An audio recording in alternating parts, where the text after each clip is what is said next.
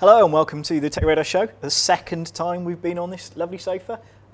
Although the first time the two of us have done it since the Gaming Spotlight, so you are going to see a golden effort. This is the real stuff here. This is what they've actually been waiting for. Last week was sort of a run-up, a test. But yeah, so we're going to kick off with talking about Surface Pro 3, which is the big news of this week. I mean, to put my initial thoughts out there on what I think, you know, there are a lot of good things to say about it, but my immediate thought when I saw it was it's just too big.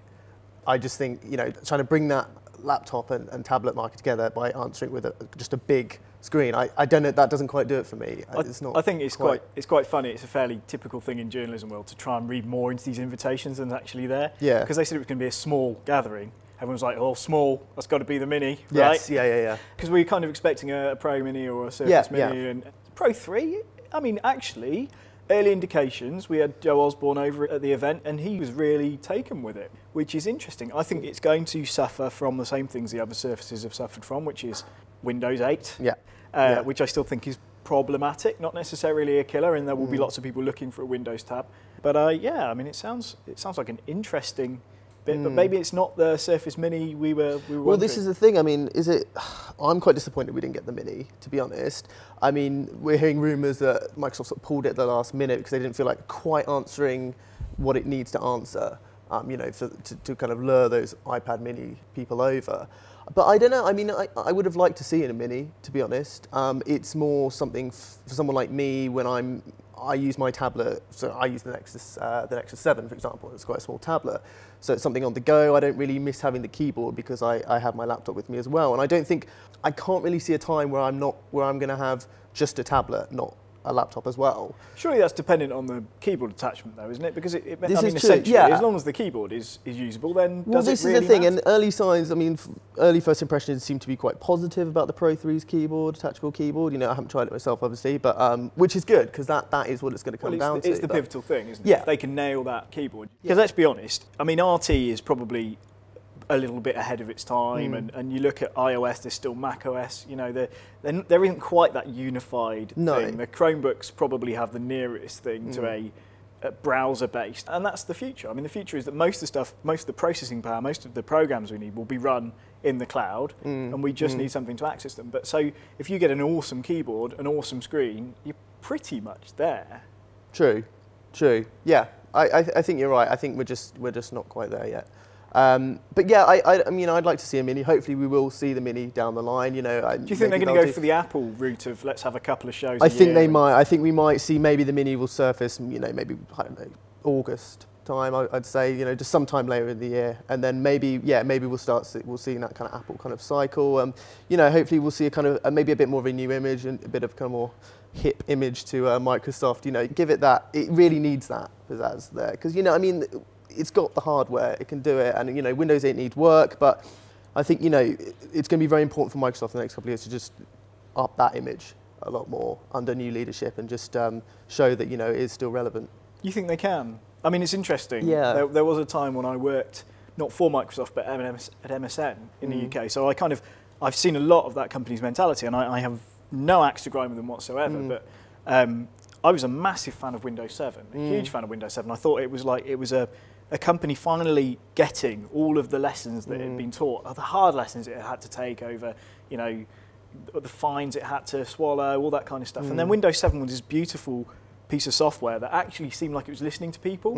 And then Windows 8 came along and it was like they'd forgotten all of that. And all these problems resurfaced, and it felt, you know, I always felt like it was going to be difficult for Microsoft to transition from a desktop, a traditional, which is basically like a desktop PC, right? But transitioning into a touchscreen kind of world. Yeah. But they really have found it tough, I think. Well, I think it's like what you said about RT. It's ahead of its time. That's the problem with 8. I feel like they fired with 8 too early. I feel like even now, maybe 8's not the right time. Like Windows 7, I agree. It was nice. You know, it was a good operating system. But yeah, going for this touch-based, tablet-based world, I feel like they jumped too early. And maybe, arguably, the hardware wasn't there at the time when they did it. You know, maybe, you know, come the next Surface, you know, we'll feel like, okay, finally, this is the time where Windows 8 will work well on a tablet.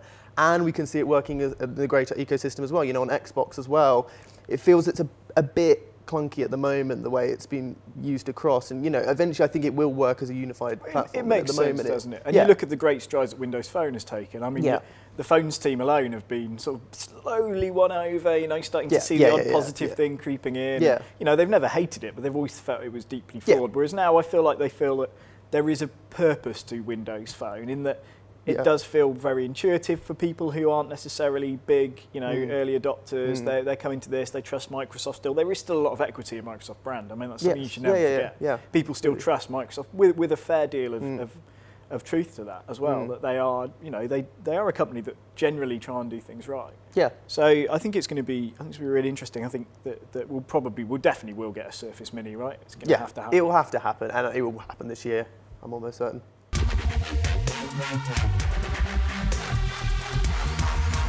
So following on from that, the other big news has been, it's got the fanboys really up in arms, is that Microsoft is going to soon sell the Xbox One without the Kinect. Are they up in arms though? I think some of them. I think some fairly half-hearted arm waving if they're up in arms.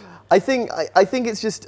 It's annoyed a lot of people because, some people saying it should have been done from the start. Well, it's not a lot of people. It's only people who've already bought an Xbox, and that's not a lot of people, right? Which is the whole point. Well, I mean, it's annoyed me because I'm a bit like, well, either they should have done it from the start, it should have gone out the door with the option there, or they should have stuck to their guns and just kept it going. The problem. Let's face it, this is a massive climb down. Yeah, it is. The whole point was the reason we're charging more. We don't care it costs more because what we're giving you is the package of the future. Yeah. It's going to have this, it's going to have that, it's going to have a Kinect that will do everything. It will do your dishes while you're not watching, and then it comes out and it's like, well, it doesn't even know what your dishes are. No, exactly, and this is the problem. And I feel like Kinect does have a lot of potential in it. People shouldn't forget that. Just because Microsoft's doing this, it's not killing Kinect. There will still be Kinect support there. But it kind of is though, isn't it, in some ways? Because it's the exact opposite of the way the Kinect hit in the 360, which was the 360 was a good console, but then the Kinect came out and everyone went and bought one. I mean, it was a phenomenally successful piece of kit because suddenly there was this thing that added loads of functionality. It was really cool. This time they've gone in with that loads of functionality and then they've taken it away. So people would be like, well, it wasn't working in the first stage. Why would I go out and buy it now? Unless there is a killer game comes out, which there isn't. You can keep saying sports all you like. No, I don't. I think sports is good. I think there are some cool parts in sports that do show off what the Kinect can do,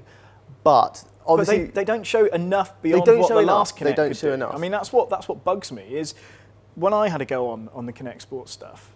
I was underwhelmed. It didn't feel any more finer in its control mechanisms than the original Kinect games. The Kinect Adventures and all that kind of stuff. Yeah, I mean there are some cool little additional things, like it can now recognise you like opening, closing hands and things like that when you're bowling. That's kind of cool. But I think the problem is that the potential is in there. I think the hardware has got the potential, but whether we see it now, because developers are going to be like, well, why would you code for Kinect? Why support Kinect? If people are going to buy it. So it does make me wonder now if okay, this is going to be what's going to happen. But take that away, take back people rightfully annoyed that they've gone out and spent extra money on this, and now they're not going to see the support they hoped for. It's not going to be as central to their experience as they expected it to be. All of that stuff, utterly valid. Take all that away for a minute. They're starting again, and they're saying we're going to focus on the games. And yes, they should have done it from the beginning. I don't think there's any doubt about that. And yes, it's not been the most pleasant of starts for the Xbox One. But now, let's start again. Yeah. Xbox is here. It's the same price as a PlayStation, more or less. They're going to focus on the games. It's got some really good games for it. There's been some good games. Titanfall might be Titanfall's the a good closest thing they've got. I think, obviously E3, I'm sure they're going to splurge with some stuff. I hope they are. We know Halo 5's now coming. I don't know whether people are still excited about the Halo franchise. It's the law of diminishing returns, really. But, it's Halo. I think people are still going to go out and buy it. But, yeah, at the moment, there's not a huge amount of software in place. But, yes, you're right. They're now, if we're looking at the long game here, bringing the price down to match the PS4, I think Sony should be a bit worried because, the Xbox One maybe not have sold as well as Microsoft hoped it would by now, but it's still sold very well, and people forget this a lot, I think. It is still doing well, and I think now that's just going to do a lot better, and I think Sony, probably should be worried about this in the long term. I think that's completely the case. I think that Sony would be looking at this and thinking, I would be wondering if Sony could maybe drop their price a little bit now. Well, maybe. And, the PS4, I mean, it's got some great games coming, but at the moment it hasn't got a Titanfall, which is the interesting thing. I mean, if you had to pick purely on the games alone right at the moment. I mean, maybe, yeah, you might. But I think that might shift. Yeah. I think it's a very interesting time, and I think the one that starts well tends to get the benefit of more attention from developers, more attention from the public, that kind of keeping up with the Joneses thing. You go around to your mate's house, they've got a PlayStation rather than an Xbox, you want to have the same console as your mates, you know, all of these things begin to... But you're right, the Xbox isn't out the race by a long run. No. So Sony should definitely be looking over their shoulder.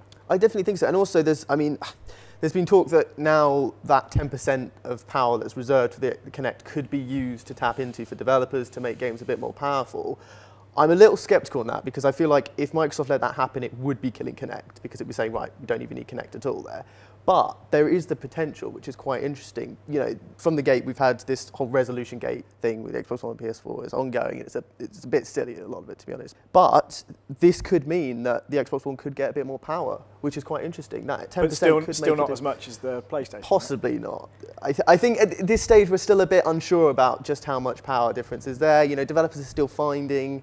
Like the Wolfenstein guys told me that you know, the ID Tech 5 engine was built to scale, and because of that, they could hit 1080p 60 frames per second on both the Xbox One and PS4. And I think that's going to be the key to the future. I think developers will, if they're building these engines that are more scalable than current ones, then we will see the resolutions and frame rates hit the same on both consoles. Are you allowed to talk about Wolfenstein? I am allowed to talk about Wolfenstein. One word review? Well, I haven't played enough of it to really That's review not one it. word. I haven't played enough of it to review Forget it. Insane is what I'd say, but in a good way. In a good way. But yeah. Still, that whole one word thing is causing trouble.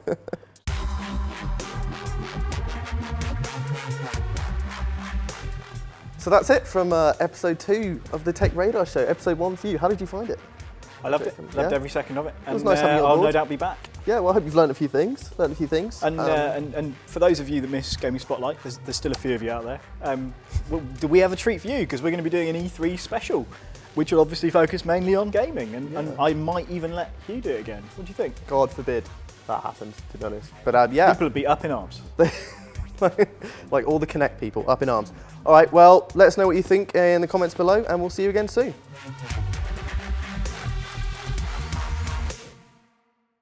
What are we going to see?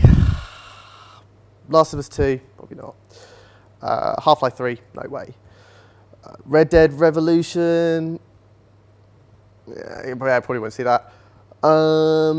New Zelda, probably not yet. Mario Galaxy 3, no way. Duke Nukem, no. I'm not holding my breath. So that's it from episode 2 of the TechRadar show. Episode 1 for you, right? Sorry. That was my up in arms.